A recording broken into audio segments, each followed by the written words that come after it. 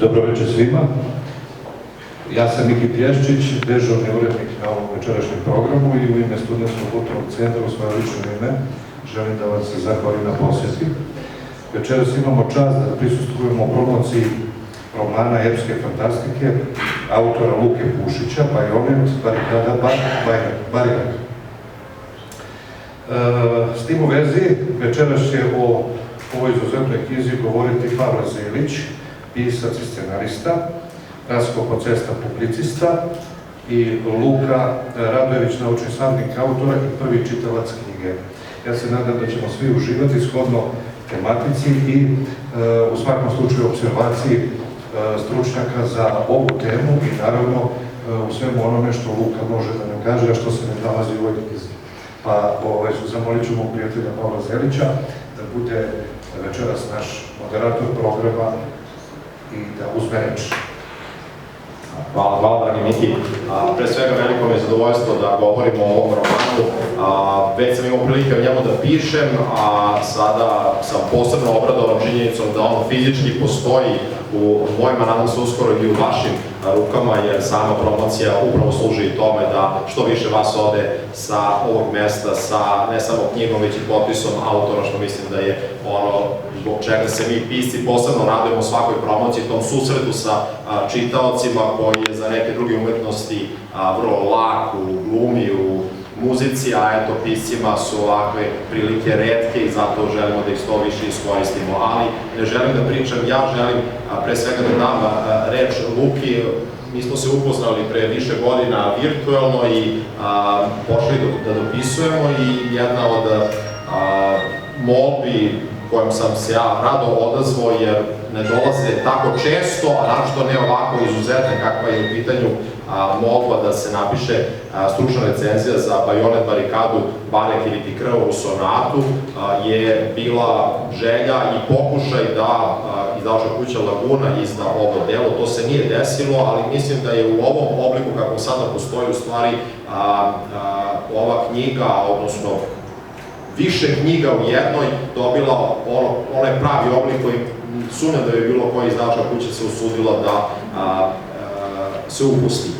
Luka je to uradio u formatu samizdata, što je apsolutno ništa manje vredan oblik izražavanja književnog i publicistike, zato što smo videli da u prethodnim godinama, upravo kada ne možemo naći pravog izdavača, sam autor može biti onaj najbolji medij da proceni i iznese svoju knjigu pred čitaoce, a uz ogradu da ima savjetnike kao što su dvojica dobrih prijatelja koje će govoriti takođe večeras. Ali pre svega ja bih volao da i publika bude tu aktivna, da zaista na samom kraju postavite neka pitanja, jer ja prvi imam brojna, a želeo bih da i vi nešto kažete, a počeo bih od toga da samog Luku pitam šta mu je sve ovo trebalo i kako se odlučio da piše ovoliku knjigu, jer vi kada prelistate vidite i po veličini fonta i proredu da je u stvari ovo mnogo veća knjiga nego što na prvi pogled deluje,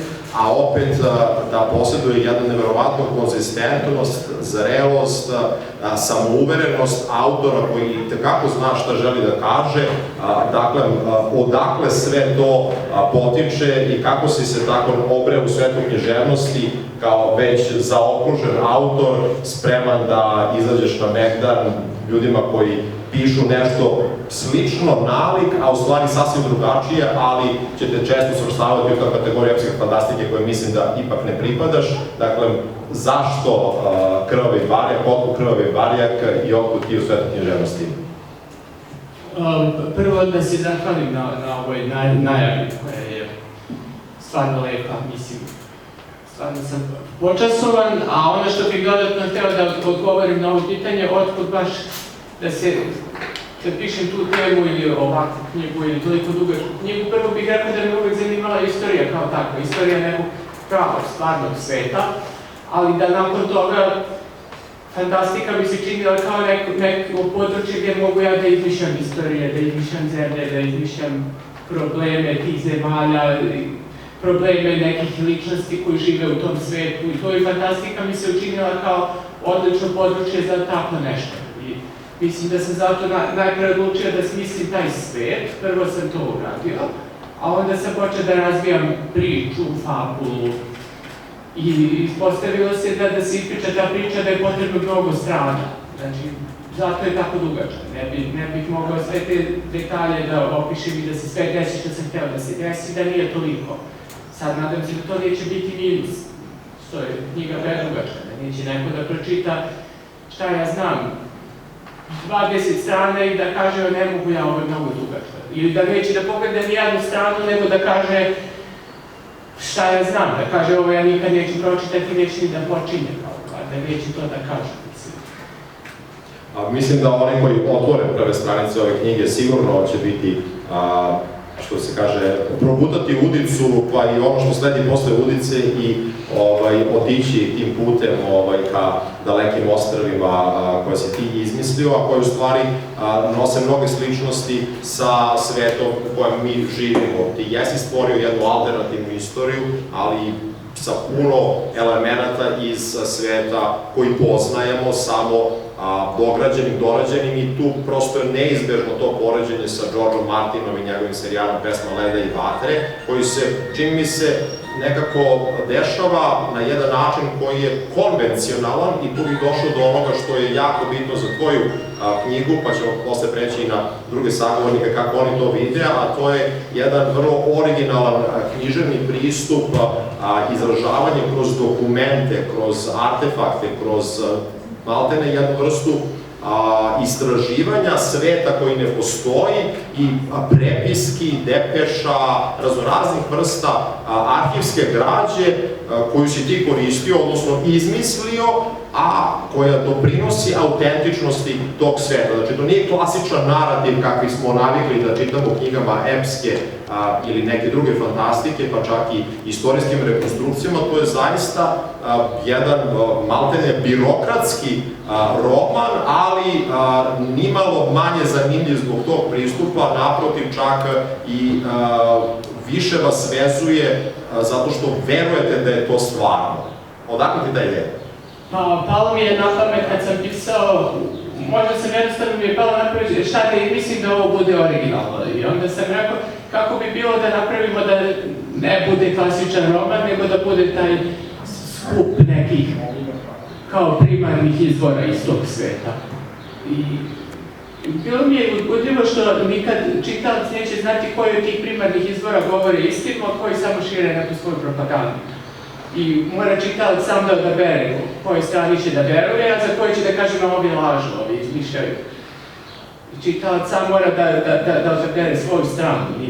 Nije mu dato crno i belo neko dobro i zlo u ovoj knjizi, nego baš zato što imamo taj skup tih, ajde da kažemo, dokumentacione građe izmišljenog sveta. Mi moramo kao u stvarnosti da razdelimo šta je od toga istina, šta je neka propaganda. Sad možda bih dao jedan otužan primer, ali evo danas kad pratimo i prave neke ratove i krize, mi ne možemo u sve da verujemo 100% da je nešto istina, nego moramo da proverimo neku vest sa više strane i da vidimo da je jedan isti događaj opisan s jedne strane. Jedni ga opišu, na primjer, kao neki herojski čin, drugi kao kukavički, jedni opišu kao nešto što je moralo da se uradi, neko drugi opiše kao zločin, ili tako isto i u ovoj knjizi, znači, eto. Fascinantno mi je to zaista, naročito kada pričamo o ovom doba post-istine i dezinformacija, a tvoj roman, odnosno romani, opet nikako ne mogu da ga stavim u jednu knjigu, prevelika je zaista, ali imaju taj jedan, u stvari, vrlo aktuelan pristup koji nam je i važan i ti ispostavljaš, u stvari, čitaoca pred jedan neverovatan izazov, a odnosno stavljaš ga u poziciju da bira strane, to je izvanredno i čini mi se da će to doprineti popularnosti knjige. Sad bih prešao na prvog čitaoca knjige, naučnog savjetnika Luku Radojevića.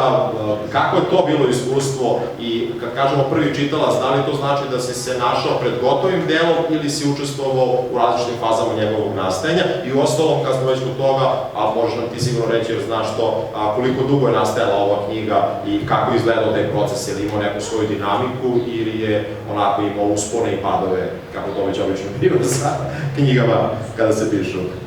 Pre svega hvala na reči. Da, ja sam prvi čitalac u suštini gotovog dela, s tim što još nije bilo spremno za štampu, bilo je grešaka pojedinih logičkih, štamparskih i tako dalje, to je sve ispravljeno normalno za konačnu verziju. I učestvovao sam dobrim delom, da kažem, za neke detalje koje su Luki bile interesantne, koje su malo više naučno-tehničke prirode, kako samo pisanje. Tako sam bio višestruko angažovan, recimo, pošto jedna od država koja je glavna u samoj knjizi imala je revoluciju, po uzoru na francusku revoluciju i naravno napravila svoj kalendar koji kreće od datuma revolucije. I onda trebalo napraviti kalkulator između datuma, starih datuma i novih datuma, to sam recimo ja radio, tako da je bilo onako vrlo interesantno. Definitivno je sam početak čitanja knjige bio vrlo, kako bih rekao, neću kažem zahtevan, više izazov.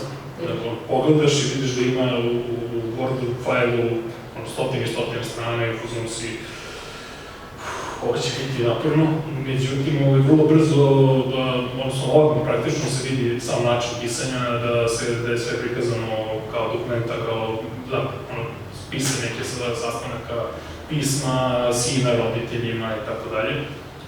Ima čak izvodi iz enciklopedije za pojedine neke pojmove koji su čitaocu interesantni, a autor nije znao kako drugačije da prikaže, da objasni. I onda je ubacio baš iz enciklopedije kao izvod. Tako da je vrlo interesantno, vrlo je bilo naporno da se prođe kroz sve, ali definitivno se isplati. Znači, ima gomila malih priča koje možda nisu preterano povezane sa glavnom temom, ali nekako se sve uvežu u nekom trenutku. Pored nekog globalnog dešavanja, postoje